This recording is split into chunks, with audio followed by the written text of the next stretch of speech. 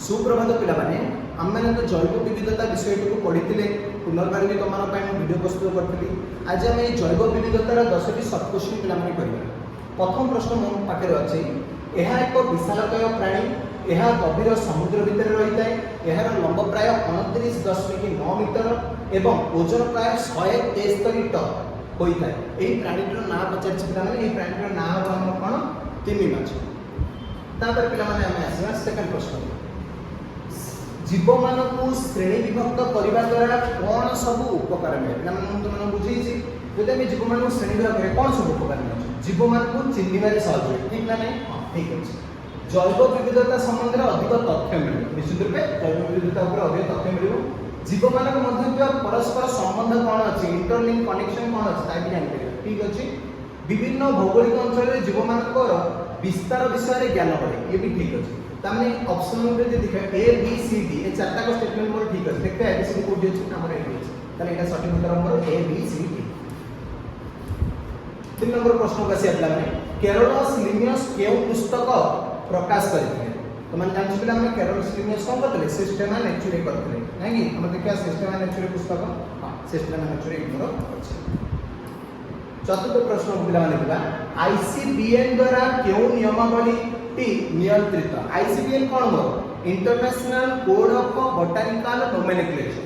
ताले आईसीबीएन जो मोर रही छे एटा होची कोन आंतरजातिक जैविक नामकरण नियमावली द्वारा कोन हो मोर नियंत्रित। 5 नंबर प्रश्न जे देखि पिला माने प्रजाति काहकु नै गठित। पिला माने तमे श्रेणी विभाग रो पदानुक्रम पढिछो केपीसी ऑफ जीएस जाति प्रजाति वंश वर्ग श्रेणी पर्व।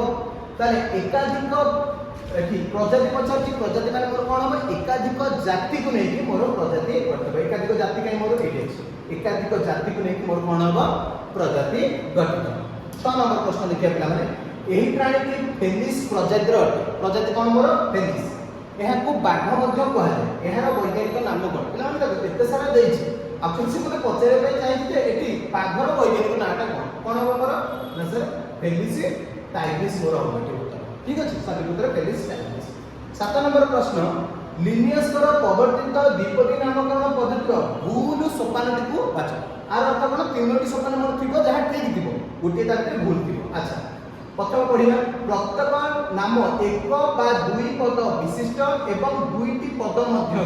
अच्छा ये ठीक अछि, दुईटी पद विशिष्ट दुईटी पद मध्य प्रथम पदटी जाति। प्रथम पद त हम जाति में प्रथम पदटी होछ मोर प्रजाति, द्वितीय पदटी होछ मोर कोन जाति। ताने एई स्टेटमेंटटा मोर भूल अछि। ताले कोन हो एटा होछि जोटा भूल सेटा होछि मोर ठीक। प्लाज्मोडियम भाइवाक्स कहार वैज्ञानिक नाम ला माने प्लाज्मोडियम भाइवाक्स होगा आदि प्राणी जे कि मलेरिया ज्वर हमरो कराए। ताले एठी कोन हो मलेरिया परजीवी भी मोर उत्तर हबो नै कि। अच्छा 9 नंबर प्रश्न देखिबा होमो कहार वैज्ञानिक नामर जीनस माने प्रजाति पचाइ। होमो कहार वैज्ञानिक नामर जीनस पिला माने होमो सैपियंस मनुष्यर वैज्ञानिक नाम।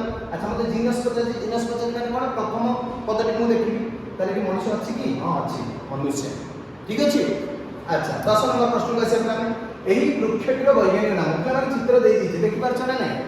चित्रटा देखिले आगो त ताले एटा कोन हो मोर एटा होछ मोर अश्वत्थ पत्र अछि नै कि। ताले एटा अश्वत्थ वृक्ष। अश्वत्थ वृक्षर वैज्ञानिक नाम कोन मोर ना फाइकस रिलिजियोसा। कोन हो रे फाइकस रिलिजियोसा ठीक अछि। ताले ये थिला पिला माने हमर 10टी प्रश्न जैव विविधतार। आशा करछि 10टी प्रश्न तुम माने भलो भाबरे बुझि पारथिबो। ए 10टी प्रश्न को करिके मते WhatsApp जरिए पठाइबो। धन्यवाद।